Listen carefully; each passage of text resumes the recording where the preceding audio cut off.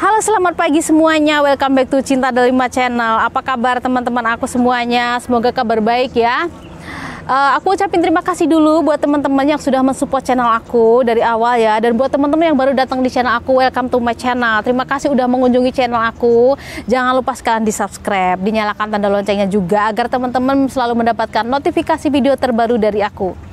Kali ini aku ingin bercerita sedikit tentang malam Halloween ya, di mana malam tragedi Halloween yang sangat mengerikan di Hong Kong. Di mana di sini malam Halloween itu diperingati pada 1 November, yaitu bertanda berawalnya musim dingin di Hong Kong ya. Itu diperingati di negara-negara dingin pada 1 November ya. Biasanya nanti dekorasi-dekorasi di hotel, di restoran itu semuanya dimanapun itu dia akan mendekorasi dengan Halloween seperti pocong-pocong begitu mengerikan. Itu biasa ya. Atau juga malam Halloween di Hong Kong disebut dengan malam hantu gitu. Jadi hantu-hantu itu keluar ya, makanya banyak-banyak dekorasi hantu-hantu gitu ya. Sepertinya nggak ada yang aneh, biasa saja ya. Tapi ada sesuatu yang setiap kali malam Halloween itu seperti ada sesuatu yang menghentakkan pikiran kita, seperti mengingatkan kita akan sesuatu hal, khususnya untuk perempuan Indonesia ya, yang ada di Hong Kong ya gitu, untuk warga negara Indonesia yang ada di Hong Kong. Karena kenapa seperti itu? Karena pada malam Halloween 2014 yang lalu ada terjadi tragedi pembunuhan berdarah oleh seorang bankir asal Inggris, dan korbannya adalah kedua wanita Malang yang berasal dari Indonesia. Diikuti terus ya. Pada tanggal 1 November 2014, kepolisian Hong Kong menerima telepon dari seorang laki-laki untuk mengecek rumahnya. Beberapa saat kemudian, polisi datang mengecek rumahnya dan menemukan seorang wanita itu sudah dalam keadaan terluka berlumuran darah. Posisi wanita itu masih hidup ya, tapi setelah polisi datang 5 menit, dia menghembuskan napas terakhirnya. Waktu itu belum diketahui siapakah wanita itu dan berasal dari negara mana. Dan polisi mengecek rumah itu di bagian yang lain, dan polisi dikejutkan lagi oleh penemuan seorang mayat di balkoni di dalam koper dengan posisi kepala yang leher yang hampir putus, 1 cm lagi putus ya. Itu kita semuanya dan yang ada di Hong Kong, masyarakat Hong Kong dihentakkan oleh peristiwa tragedi yang sangat mengerikan. Kenapa bisa pembunuhan tragedi berdarah ini terjadi di tengah-tengah kota Hong Kong, di tengah-tengah kota ramai, dan korbannya adalah 2 sekaligus ya. Setelah diselidiki bagaimana pembunuhan itu terjadi, yaitu pelakunya adalah bankir asal Inggris yang berinisial R ya. Saya nggak bisa menyebutkan nama mereka satu persatu ya, karena nama mereka detail karena saya menghargai privasi mereka seperti itu. Nah, bagaimana penyiksaan ini terjadi, yaitu penyiksaan ini kita pengen tahu penyiksaan ini gimana ya, dan penyiksaan ini terungkap satu demi satu di pengadilan Hong Kong gitu ya. Di mana penyiksaan ini sangat mengerikan sekali, yaitu penyiksaan ini bisa tahu bagaimana menyiksanya karena ada dia direkod pakai handphone pribadinya oleh pelaku, direkod pakai handphone pribadinya. Terus abis itu akan dijadikan sebagai bukti di persidangan, di persidangan, dan itu akan di play itu videonya itu agar di persidangan itu tahu bagaimana peristiwa itu terjadi. Tapi sebelum di video itu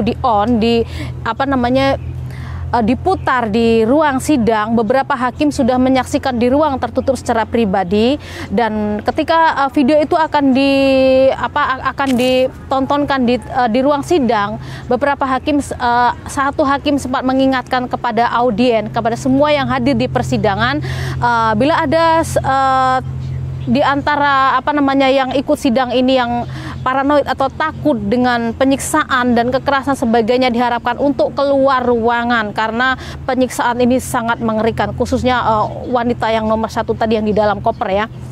Di situ karena waktu itu dia menyiksa itu dia sambil pakai sabu-sabu gitu ya. Jadi di situ sama dia direkam. Rupanya dia kayak mempunyai kelainan, dia senang melihat orang itu sekarat gitu ya. Seperti mengerikan sekali kalau aku bilang ya gitu. Itu rupanya 2 hari sebelum malam Halloween, dia mengajak pulang saudara SW dari Jawa Tengah untuk main ke rumahnya. Disitulah terjadi penyekapan dan penyiksaan yang dilakukan oleh saudara R kepada saudara SW ya. Nggak dibicarakan secara detail sama media ya, hanya dibilang penyiksaannya itu sangat mengerikan untuk untuk seorang wanita ya gitu ya, untuk seorang manusia itu sangat mengerikan sekali ya, dan sangat tidak manusiawi, sangat keji ya.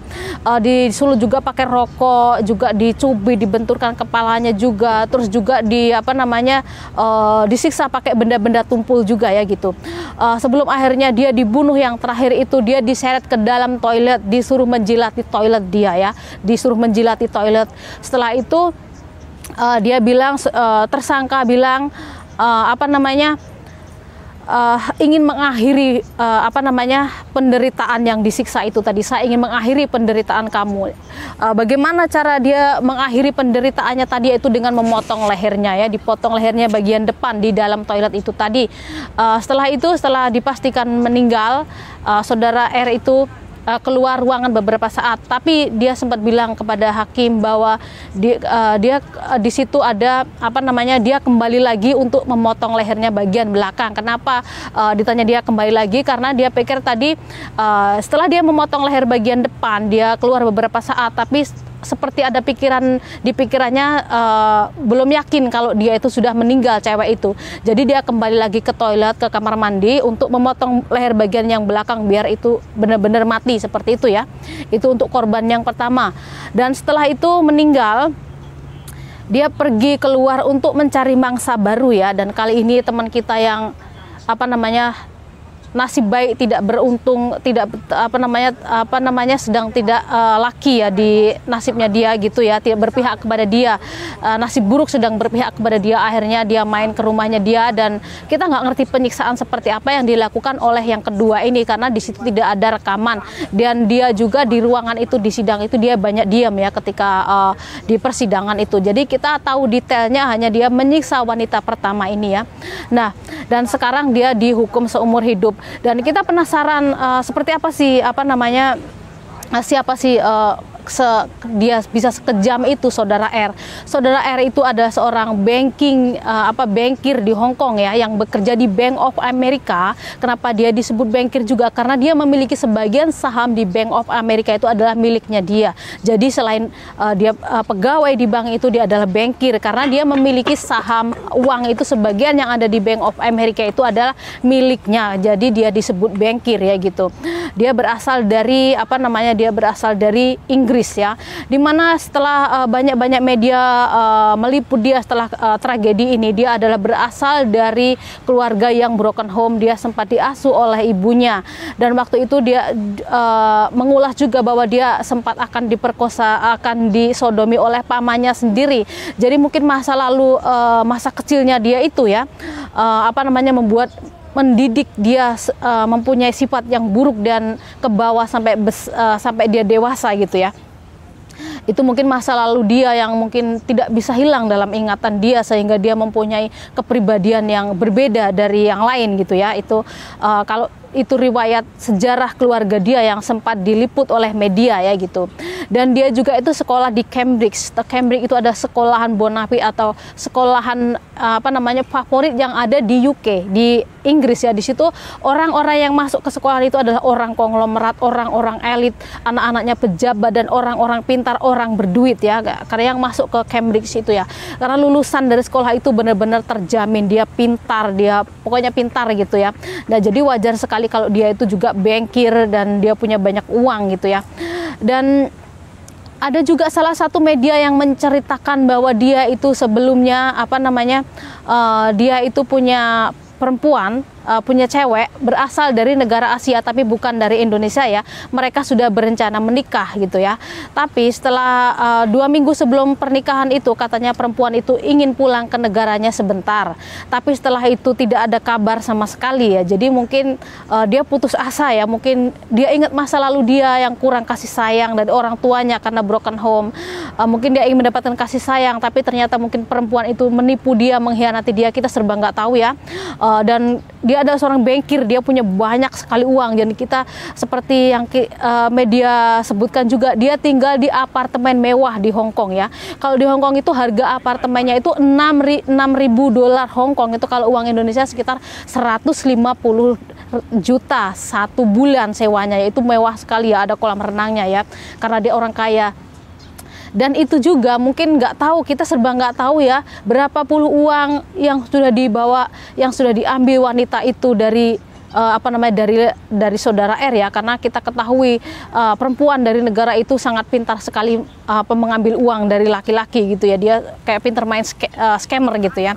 Kita serba nggak tahu gitu, mungkin dari pengalaman masa lalu kecil dia dan kenangan percintaan dia yang akhirnya menimbulkan luka. Di sini dia mungkin berpikir bahwa semua wanita itu ingin menyakiti hatinya, semua wanita hanya menginginkan uangnya dia. Oleh sebab itu dia merasa, mungkin dia merasa marah gitu ya, dan ya nggak tahu lah gitu yang apa yang dia pikirkan sehingga dia bisa nekat melakukan hal sekeji itu sama perempuan ya. Dan di sini juga selain itu juga teman-teman kantornya dia pernah bilang bahwa 2 minggu sebelum peristiwa ini terjadi dia berbeda, dia tidak seperti biasanya, yang biasanya dia mau ngobrol, biasanya mau makan bareng keluar sama teman-temannya pada waktu makan jam siang, dia tidak melakukannya. Dia hanya diem menyendiri di kantornya, dia nggak berbicara, kadang ditegur pun tidak mau tersenyum. Mungkin memang ada sesuatu yang mengganggu pikiran dia, atau mungkin itulah seperti itulah manusia, bahwa hidup ini mungkin tidak selalu berpatokan dengan uang, bahwa manusia juga mempunyai perasaan dan mereka juga ingin kasih sayang ya. Ketika masa lalu dia sangat mengganggu pikiran mereka, dan ditambah lagi dengan keadaan yang baru terjadi sama diri dia, mungkin itu akan membuat dia hilang akalnya ya gitu. Tapi whatever, seharusnya dia tidak melakukan pembunuhan sekeji itu ya, terutama untuk perempuan ya. Dan sekarang dia di penjara seumur hidup di Hong Kong ya. Dan yang membuat dia pikiran dia yang membuat dia menelpon polisi, ini aku lupa ngomong. Waktu itu dia seolah merasa kalau ada seseorang di balkoni depan, di teras depan yang memperhatikan gerak-geriknya dia. Jadi seolah dia ada seorang yang memperhatikan dia. Jadi dia merasa takut ya, padahal itu tidak ada ya gitu. Tidak ada orang, tetangga pun tidak tahu pembunuhan itu, dan tidak ada yang memperhatikan dia. Tapi dia sendiri ngerasa seolah ada orang yang memperhatikan dia di balkoni depan gitu ya. Jadi oleh sebab itu dia ketakutan, dia langsung menelpon polisi untuk datang ke rumahnya ya. Mungkin kalau dia nggak telepon polisi pun kita nggak ngerti itu mayat akan dibuang kemana, akan dibawa kemana, kita nggak ngerti ya gitu. Mungkin karena dia di pikiran dia seperti ada orang yang memperhatikan gerak-gerik dia, jadi dia menelpon polisi. Dan dia dipenjara seumur hidup karena kejaksaan Hong Kong bilang dia tidak akan dilepaskan, karena itu sangat berbahaya untuk anak-anak kita di masa depan, laki-laki itu ya. Jadi tidak akan dilepaskan atau dipenjara seumur hidup di Hong Kong. Dan tahun kemarin dia mengajukan banding kalau dia ingin pindah tahanan ya, dia ingin dipindah ke negaranya sana, ke ke negara UK, ke Inggris ya. Tapi belum tahu itu disetujui apa tidak ya gitu. Dia minta pindah tahanan ya, karena Hong Kong sama Inggris itu dekat, hubungan bilateralnya dekat, karena Hong Kong dulu adalah jajahan Inggris ya. Jadi kalau orang Inggris juga ke Hong Kong dia dapat visa 6 bulan, karena ini dulu negara adalah yang jajahan Inggris ya, ini punya Inggris sebelum dikembalikan ke Cina. Jadi mungkin masih agak bisa gitu ya. Cuma itu dia seperti apa kelanjutannya kita nggak tahu ya, karena setelah berita itu tahun kemarin dia mengajukan banding kalau dia ingin pindah ke tahanan di negaranya. Setelah itu nggak ada berita lagi sampai sekarang.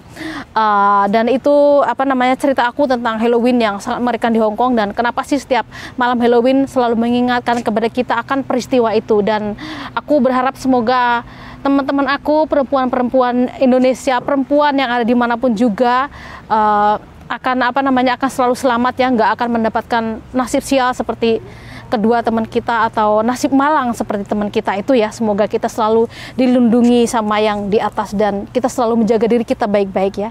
Dan itu tadi cerita aku tentang tragedi Halloween yang sangat mengerikan di Hong Kong. Terima kasih buat teman-teman yang sudah menyimak video dari aku. Terima kasih banyak.